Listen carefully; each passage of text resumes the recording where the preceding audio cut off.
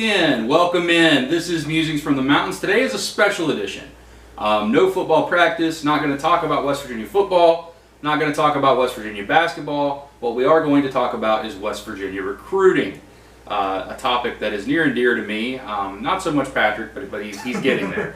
Working on it. Yes. I'm Keenan Cummings, managing editor for WVSports.com. I've already mentioned his name, but this is Patrick Kotnik. He's a staff writer that works with me. We are going to talk a little bit about recruiting, as I mentioned. First thing on the agenda is West Virginia recently added another commitment to this class, which is now up to a baker's dozen. That's 13, for those that don't use that term still. A lot of people probably order takeout now.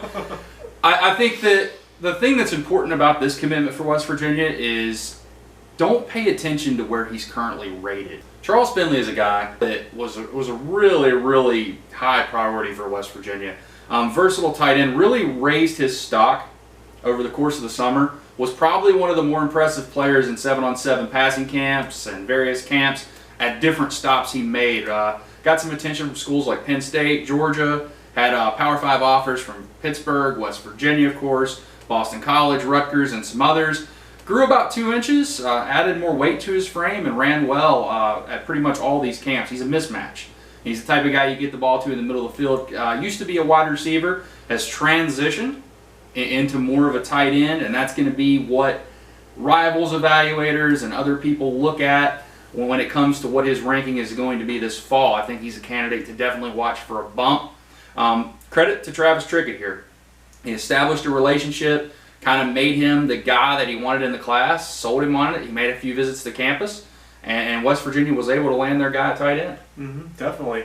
I think there's a lot of things to be excited about when it comes to him. What are some more of those things, Keenan, that you think are, make him an intriguing prospect? I think the thing that stands out immediately when you watch him is he's a natural pass catcher. He used to be a wide receiver. He's got great length, great obviously arms. He's got the kind of size that, you put a linebacker on him, he's probably going to be faster than them, and he's bigger than them. And the same issue with safeties, he can just body them up if he needs to. The thing that is exciting about him is he's not a finished product, and that's what you want at this stage.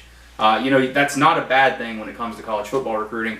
You want guys that are going to develop and become better over time, and that's what's exciting about him. You're talking to Adam Friedman, our Mid-Atlantic analyst. He said kind of a blank slate right now.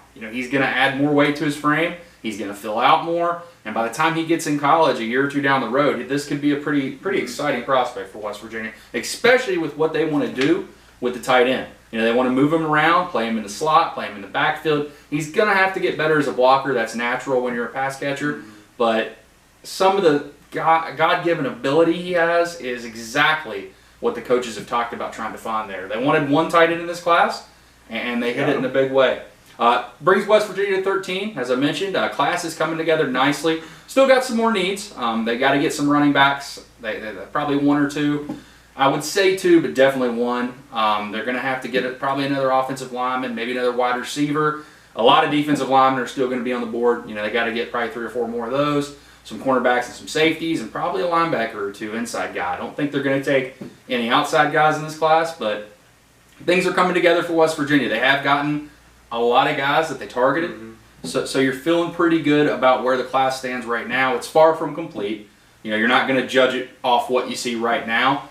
I think exciting news, too, is a lot of these guys have really big chances for jumps in their senior years, or in the instance of S.L. McCall, junior college outside linebacker type, going to play Bandit at West Virginia. He doesn't have any junior college film, so he doesn't really have a rating right now. And he's added probably 35 pounds and grew 2 inches. So another guy that's probably going to go up the charts when it comes to his rankings this fall. I'm going to do something a little fun here, too. You ask us some questions. Keenan's going to answer. Yeah, I'm going to try to answer them on the fly here. We'll try to get to a few of them, 3 or 4 of them. But, Patrick, I'll let you go ahead. All right. One topic that Coach Neil Brown has addressed a couple of times is scholarship numbers. Keenan, how do they get back up to 85 scholarships? Well, unfortunately, there's no quick fix for this. You can't wave a magic wand and you're not going to immediately have 85 scholarships. It takes time. There is a hard cap of 25 now. You can add 25 per year. Of course, you can go past that number, but you're essentially robbing Peter to pay Paul. You're going to be taking from your future numbers. So West Virginia this year in the 2020 class is already down 2 guys. They counted 2 of those 2019 additions forward. So they have 23 they can add this year. Of course, you could take some from 2021 when the time comes. But again, you can only add 25 per year with that hard cap. So it's going to take time. Neil Brown himself estimated it might take 3 years to get fully back up to 85. But I mean, if you're in the range, it's good. It really is essential with those numbers. You're not ever going to play 85 players in a game. That's not where it's important. It's with practice, with special teams, and a lot of those things where you need those numbers for scout team. You need those guys that's going to give looks and quality looks for your football team in the fall. So that's where it hurts you. West Virginia, I think, is at 79 or 80 right now, which isn't terrible by any means. It's not pandemic level, but it is something that's going to have to improve over time. And Neil mentioned this as well. I mean, you've got to take guys that are going to be there multiple years. Well, you got to get creative, too. That's one thing they've done as well. Yeah, you've got to take guys that are going to be there multiple years, because if you don't, if you're just taking a bunch of grad transfers, they're gone the next year. So you're not helping your overall scholarship numbers. It's basically you're just placing the guy in, taking the guy out. So you got to get those guys that have multi-years. Now, next question here, and this is something that we've talked about, with recruits. Neil Brown, the rest of the coaching staff, they've really emphasized really establishing a family-like atmosphere. One thing that I've with recruits is the coaches really emphasize, I would say, life after football, focusing on developing them into young men. I can't talk today. So, Keenan, next question here is, what jumps out to recruits when they take a visit to Morgantown? I think that is it. I mean, kids like the facilities, kids like the stuff that you're going to see on most visits. What's made West Virginia different to some prospects that I've talked to, most notably Chris Mayo, whenever he first visited in February, is the personal touch that they have, that they take time to not only get to know the players, but make their families involved. Something he said, Chris Mayo, that is, who eventually committed to West Virginia, four-star offensive lineman, is he had gone on a lot of visits to a lot of different places. Never once did a coaching staff include his little sister and talk to her and make her feel comfortable. That kind of stuff matters. It might not seem like it, but when you're doing something different, Neil is pretty much at everything. He isn't going to show up at the end. He isn't going to drop by on a golf cart. He's there from the start to the finish, and recruits pay attention to that. Pretty much every recruit I've talked to has talked about how involved Neil seems to be in every aspect of this process. And when you're doing something different from your competitors, it helps you in recruiting.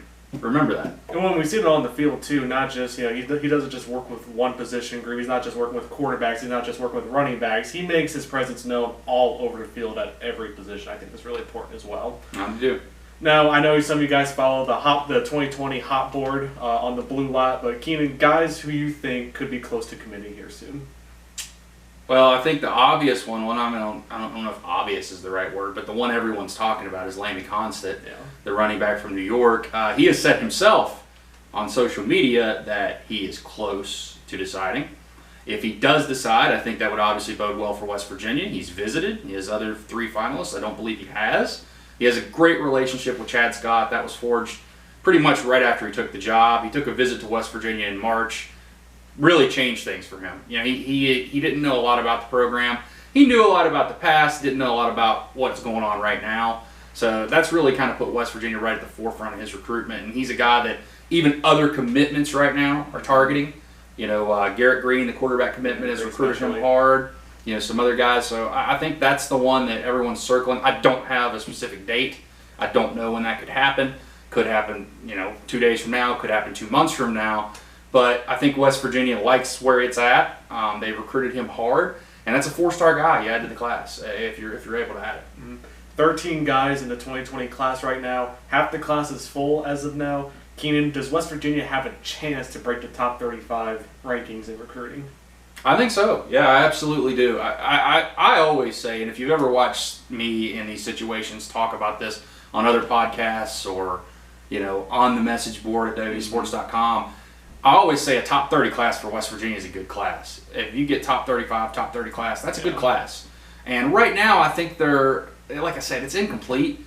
Some of these guys are going to have their ratings adjusted, which is going to help the class overall. If you're able to land a guy like Constant, you add a guy like Sean Martin, who West Virginia, the defensive end from Bluefield, that West Virginia's recruiting hard, or Branson Taylor, who's down to West Virginia and Pittsburgh. Those are 2 guys that are going to bump you up immediately. So every one of those guys that commits is going to raise your ranking. And they're big needs too. I mean, I think Yes. it says a lot that these coaches have been able to get some of those top needs, especially a quarterback. They just got a tight end.